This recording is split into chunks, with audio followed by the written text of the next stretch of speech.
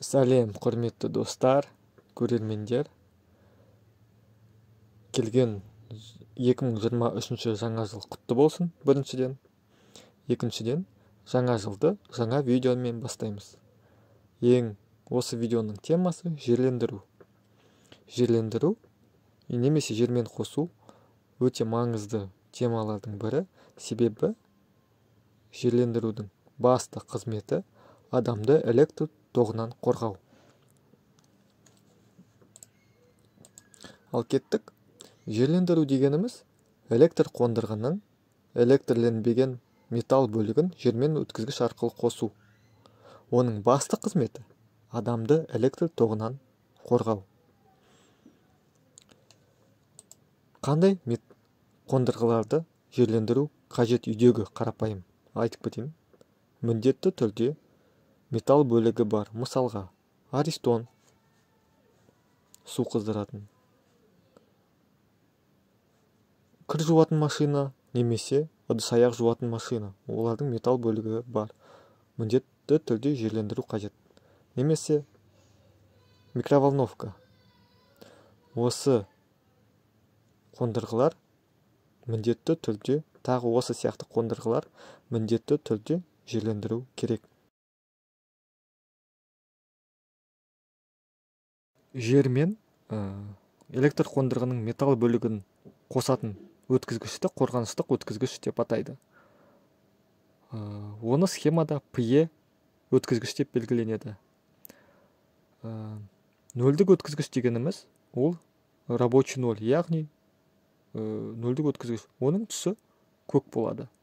Қорғаныстық өткізгіштің түсі жасыл сары болады. Осы екі өткізгіш бізге осы видеоның жалғасында керек болады. Жерлендіру жүйесінің негізі үш түрі бар. TN жүйесі, TT жүйесі және IT жүйесі. Бізге негізінен TN және TT жүйесі керек.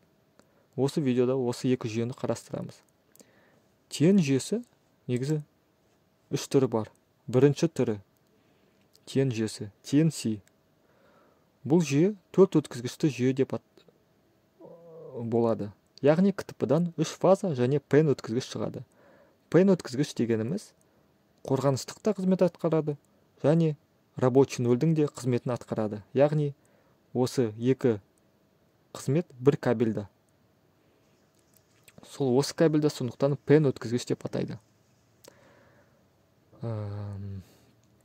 Бұл жүйе ескі үйлерде, яғни Совет одағы қалған үйлерде қолданылады.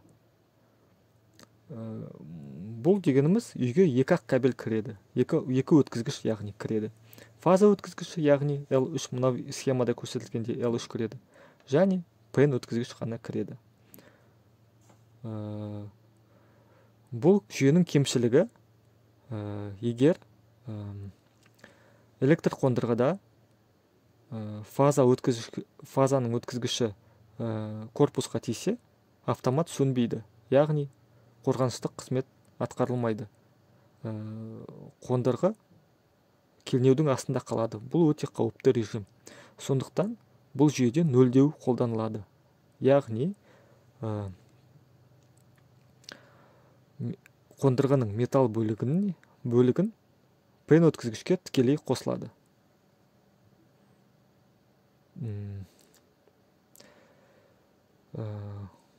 Келесі түрі TNC-дан кейін TNCS. Бұл жүйе сол дәл сондай жүйе, яғни көрдіңіз схемада PN өткізгіші дәл солай қолданылады, PN өткізгіші қолданылады. Бірақ бұның бір артықшылығы, біз үйге кірер электр шкафында PN өткізгішін екіге бөлеміз. Мысалы, міне от линий деп тұр, міне линиядан келетін PN өткізгіш, міне мынау өткізгіш. Оны шинадан екі шинаға бөлеміз. Нөлдік шинаға және PE шинаға. Мынау шинаға тек қана рабочий нөлдер ғана келеді қондырғадан, мынау N, яғни қондырғаға қосылатын. Ал мынау шина PE электр қондырғының электр қондырғының корпусына қосылған кабельдер осыған келеді. Осылай нөлденеді. Бұл жүйенің де кемшілігі бар. Егер мынау кабель станциядан келе жатқан пен кабелі мынау үзіліп қалса белгілі бір себептерден корпусында кернеу пайда болуы мүмкін. Сондықтан бұл жүйеге қорғаныстық автоматтарды дұрыс орнату қажет. Келесі жүйе TNC-дің үшінші түрі TNS.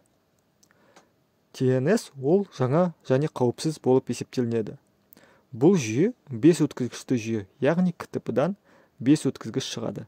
3 фаза және нөлдік өткізгіш бөлек шығады, міне N, және P бөлек өткізгіш шығады. Міне. Бұл жүйе қазір өте жаңа үйлерде қолданылуға керек жүйе, себебі P кабель подстанциядан бөлек тартылады, қорғаныстық, және нөлдік кабель подстанциядан бөлек тартылады үйге.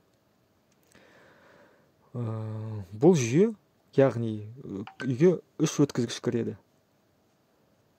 Фаза өткізгіші, міне L2, рабочий 0, N өткізгіш, және қорғаныстық өткізгіш кіреді.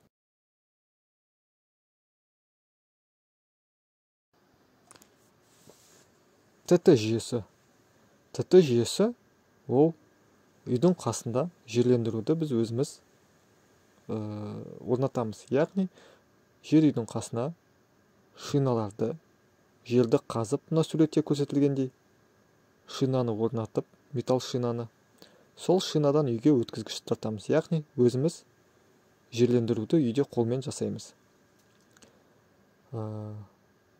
Бұл жүйе, ТТ жүйесі TNC, яғни TNS жүйесімен бірге қолдануға болады. Яғни егер өзің КТП-дан бөлек жерлендіру P кабелі келмесе, өзіміз үйдің қасында жерлендіру, искусственный жерлендіру дейді, өзіміз жасап алуға болады. Бұл жүйені ТТ жүйесі деп атайды. Бірақ ТТ жүйесінде міндетті түрде УЗО автоматы тұру керек. Онсыз ТТ жүйесін қолдануға болмайды. Вводной УЗО немесе DIV автомат болуы міндетті түрде тұру керек.